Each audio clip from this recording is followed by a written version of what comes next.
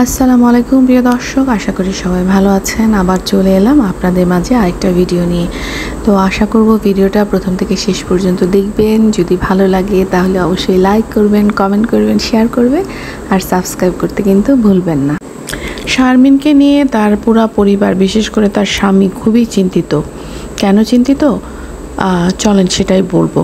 আর ওইদিকে তানজিলার চাচি শাশুড়ির বেলাল্লাপনা দেখে আমি সত্যিই অবাক, বলার কিছু নাই। তো চলেন আস্তে আস্তে একটু একটু করে কথা বলি। তো দর্শক, শারমিনের অসুস্থতা শুরু হলো কবে থেকে বলেন তো? যেদিন ওর শ্বশুর অসুস্থ হয়ে গেল আর শারমিন যেতে পারলো না, তখন তাকে দর্শকরা বলল যে কেন গেল না। সেদিন থেকেই কিন্তু শারমিন অসুস্থ। এর আগে আরেকদিন অসুস্থ হয়েছিল, ওর শাশুড়িরা আসবে, ও রান্না করতে হবে, তখন ও অসুস্থ হয়ে গেছিল। ঠিক আছে, এখন দেখেন দর্শক, শারমিনের নাকি পেটে ব্যথা, তাই আমাদেরকে বলছে শারমিনের অনেক পেটে ব্যথা, গ্যাস্ট্রিক। হ্যাঁ, তো মিথ্যা যে কিভাবে প্রকাশ হয়ে যায় দেখেন। রাজ বাজারে গেছে, সে বলল শারমিন মুড়ি মাখানো খাবে, সেজন্য মুড়ি চানাচুর কিনতে গেছে। বুঝতে পারছেন তো? অন্যদিকে টিকটকে ফাটায় ফেলতেছে নাচন কুদন করে। এরা আসলে কেউই ভালো না, এরা সবাই মিথ্যাবাদী। শাক দিয়ে মাছ ঢাকতে গিয়ে পুরো মাছই দেখায় ফেলছে রাজ। যার পেটে ব্যথা সে কি করে ঝাল চানাচুর দিয়ে মুড়ি খায় বলেন তো? ধরা পড়ছে কিনা? যাই হোক, শ্বশুরকে দেখতে যায় নাই কেন, এটাকে ঢাকতেই আসলে এত মিথ্যার আশ্রয় নিচ্ছে। এরা হলো সবাই নাটকবাজ পরিবার। তো শারমিনের ভিডিও দিল সেদিন। তাকে দেখে কি মনে হয়েছে আপনাদের যে সে অসুস্থ? আমার কাছে কিন্তু মনে হয় না সে অসুস্থ। আমার কাছে মনে হয়েছে সে শীতের মধ্যে ল্যাপ নিয়ে গায়ে দিয়ে বসে আছে। আর আরেকটা জিনিস দেখেন যে বিল্লাল কিন্তু জাতে মাতাল টারাট বিল্লাল কিন্তু বিভিন্নভাবে কিন্তু বুঝায় দেয় যে আসলে তার বোন যে অসুস্থ না, কিন্তু বেচারাও নাটকের মধ্যে পড়ে যায়, দর্শকদেরকে বোকা বানাচ্ছে। দর্শক আর কিচ্ছু না। এখন দেখেন রাজ বলতেছে শারমিনকে নিয়ে নাকি খুব টেনশন আছে। আমি তো দেখি সে এখানে ফান ফুর্তি করতেছে। কী নিয়ে টেনশন করতেছে? কারণ টিকটকে বউরে নাচাইতে পারতেছে না। দর্শকরা গালাগালি করবে যে তোর বউ না অসুস্থ, তুই কেন টিকটকে নাচাইতেছিস। তারপরেও দেখবেন এর মধ্যে টিকটকে একটা ভিডিও কিন্তু এই হাসপাতালে গেছে বলে কিন্তু একটা টিকটকের ভিডিও কিন্তু ছাড়ছে। বুঝতে পারছেন? এই জন্য বাপ মায়ের উপরও রাগ, কারণ বাপ মা অসুস্থ হয়ে যায়। আর বাপ মা অসুস্থ হয়ে গেলে তো তখন ধরেন রাজকে লোকজন কথা শোনায়। আর এই যে 2 দিন পর পর বাপের বাড়ি স্বামীকে নিয়ে বগল দাবা করে চলে আসে, তাহলে বাবু কি দোষ করলো? বাবুরও একই অবস্থা। বুঝেন রাজ কতটা কুলাঙ্গার। ওই যে সেদিন যে বিল্লাল গেল, আজকের ভিডিওতে বিল্লাল সেটা বলল। আমারও মনে হয়েছিল যে ওর মাই মনে হয় যায় নিয়ে আসছিল। কতটা কুলাঙ্গার এই রাজ। এ তো বাবুর থেকেও জঘন্য। বাবুকে তো আমরা গালাগালি করছি, বাবুর থেকেও জঘন্য রাজ। সে জলযন্ত্র একটা পোলা, তার বউর কিছুই হয় নাই, বউ একদম হাট্টা গুট্টা, সে নিজেও হাট্টা গুট্টা। তার বাবা অসুস্থ, তার বাবা তার বাসায় আসছে। হ্যাঁ, মাকে পাঠাইছে পিঠা আনতে, কারণ বাসায় কোনো খাবার নাই। কেন রে, তুই কি পঙ্গু, ল্যাংড়া, লুলা? তুই নিজে যায় কেন আনতে পারস না? হারামজাদা। এইবার তুই ঠেলা সামলা রাজ, কারণ নিজে কুলাঙ্গার হয়ে তুই যখন অন্যের উপরে আঙ্গুল তুলিস তখন দেখ আঙ্গুলটা তোর দিকেই ঘুরে আসে। তুই যদি ভালো হইতি তাহলে তুই বাবুকে নিয়ে কথা বলতে পারতি। তুই নিজেই একটা কুলাঙ্গার, তুই অসুস্থ বাবা মা যাদেরকে তুই বউয়ের কথায় মালটা নিয়ে যাস কেন? তোর কি নিজস্ব মতামত নাই? তোর মার জন্য কি নিয়ে যাবি, তোর বাপের জন্য কি না যাবি? তোর বাপের জন্য কেন ওষুধ নিয়ে গেছিস? তোর বাপকে একটা ডাক্তার দেখাতে পারলি না রে কুলাঙ্গার? বউয়ের আঁচলের তলা মুখ লুকায় বসে থাকস, 2 দিন পরে শ্বশুর বাড়িতে যায় ভাবির সঙ্গে ঘষাঘষি করস, তোর লজ্জা করে না? তারপর দেখেন বিল্লাল আমাদেরকে বললো শারমিনকে নাকি হাসপাতালে নিয়ে গেছিলো। কেন হাসপাতালের জায়গা আমাদেরকে কেন দেখাইলো না? ওর বাপের যখন হাসপাতালে নিয়ে গেছিলো তখন তো আমাদের সাথে শেয়ার করছে। তার মানে ও কোথাও যায়নি। দর্শক, ওর নাকি বিভিন্ন টেস্ট করছে, সবই নাকি ভালো। যেই মেয়ের পেটে ব্যথা সেই মেয়ে কি করে ঝালমুড়ি মাখানো খায় বলেন তো? মানুষ যখন অসুস্থ হয়, যখন সে জানে যে তার পেটে ব্যথা হচ্ছে, তখন কি সে ঝালমুড়ি খাওয়ার মতো শখ তার হবে? আপনার টিকটকে গিয়ে নাচার শখ হবে? মানুষ তো তখন ভয় থাকে, তাই না? এবার আসি দর্শক।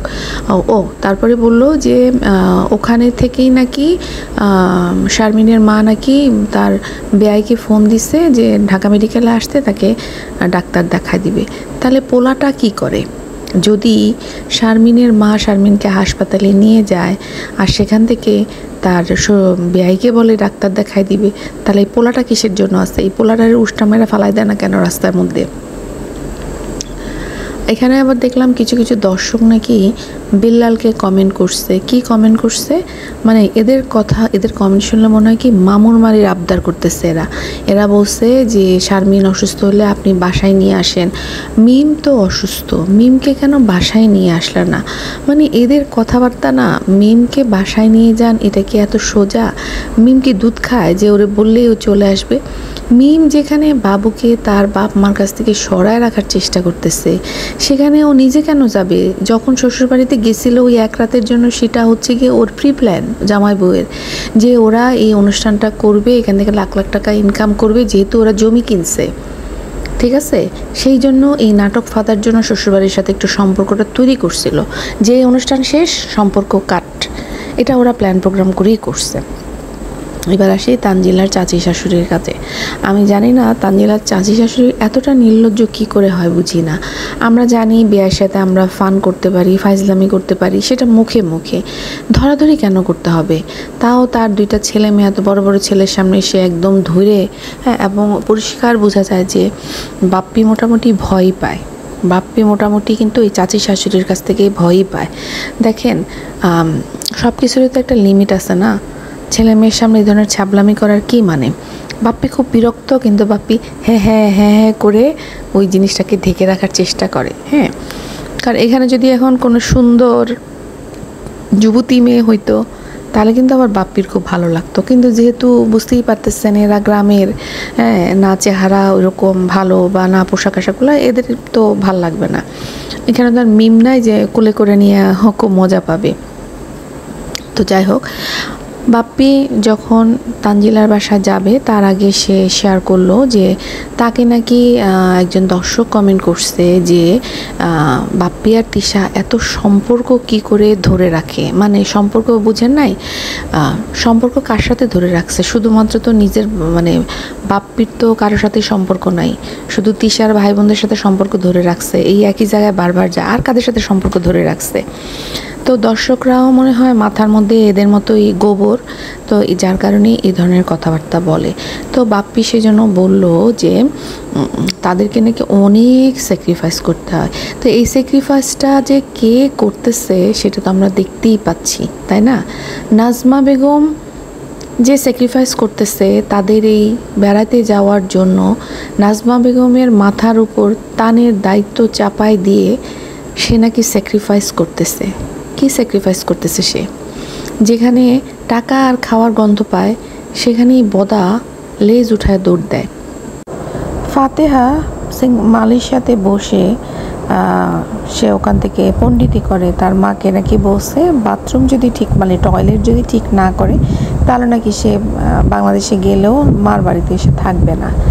তো সে না বললো যে তার ভাই খুব ভালো, তার মার খুব যত্ন করে, তার ভাইয়ের মতো ভালো কেউ হয় না।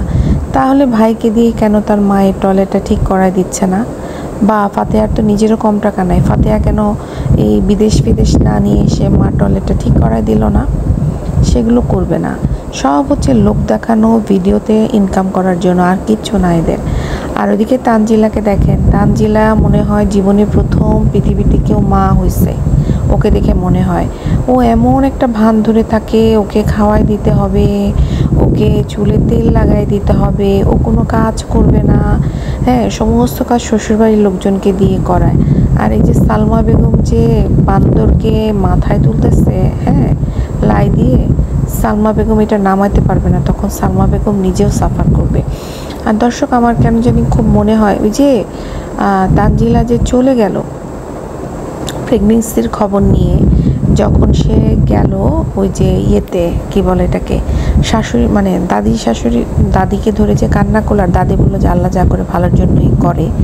আমার কেন জানি মনে হচ্ছে আসলে তানজিলা শ্বশুরবাড়ি থেকে চলে আসবে এরকম একটা ডিসিশন কিন্তু নিছিল, কিন্তু সেই অবস্থায় প্রেগনেন্ট হয়ে যায়, বাচ্চাটা নষ্ট করে নাই। হ্যাঁ, এবং সেই জন্য কিন্তু তানজিলা ওই সময় বেশ দেখা গেছে ওকে খুব বিচলিত মনে হয়েছে।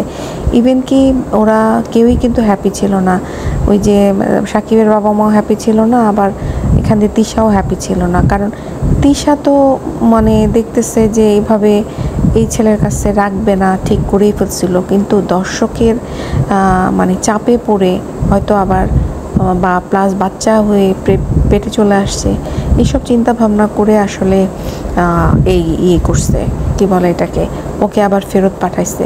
নাজমা বেগম সেই জন্যই বলছে, কারণ ও বাচ্চাটা নিয়েই কাঁদতেছিল, যেহেতু ভাবছিল সংসার করবে না।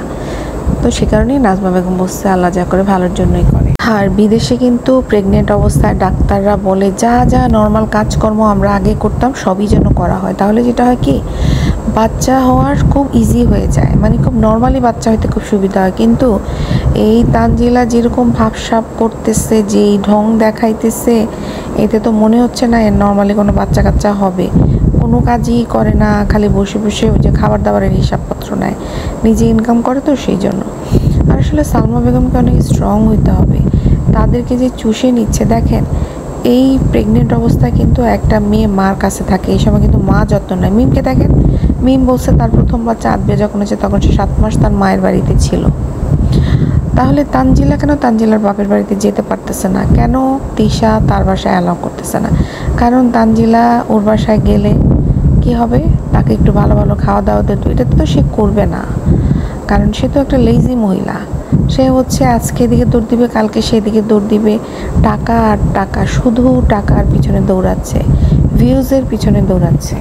ওইদিকে শাহিনকে দেখেন, শাহিন কিন্তু নিজেকে অনেক শুধরে নিচ্ছে। শুধরে নেওয়া বলতে আমি বুঝাইতে চাচ্ছি যে শাহিন কিন্তু দুই পরিবারে ব্যালেন্স করতেছে, একদিকে বউয়ের সঙ্গে থাকতেছে, নিজের বাচ্চাগুলিকে সামলাচ্ছে। হ্যাঁ, কারণ আমি দেখলাম যে শারমিনের যখন বাচ্চাটা হইলো তখন কিন্তু ও কিন্তু বড় ছেলেটাকে খুব সুন্দরভাবে টেক কেয়ার করছে। রাতের বেলা সাবিনার বাসায় নিয়ে যাইতো, ওখানেই মনে হয় ওরা থাকতো, আমি পুরোটা দেখি নাই। হ্যাঁ, তো তারপরে শারমিনকেও বেশ টেক কেয়ার করতেছে, শ্বশুর বাড়িতে আছে, মাঝে মাঝে আবার এসে মা বোনদের সাথে দেখা করে যাচ্ছে। এটাই কিন্তু ব্যালেন্স।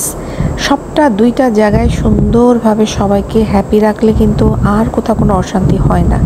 কিন্তু এদের বোনগুলি জামাইগুলিকে এমনভাবে আয়নাঘরে বন্দি করে, মানে এমনভাবে এদেরকে জাদু টোনা করে বগল দাবা করে ফেলে যে এরা তখন আর বাপ মা চিনে না।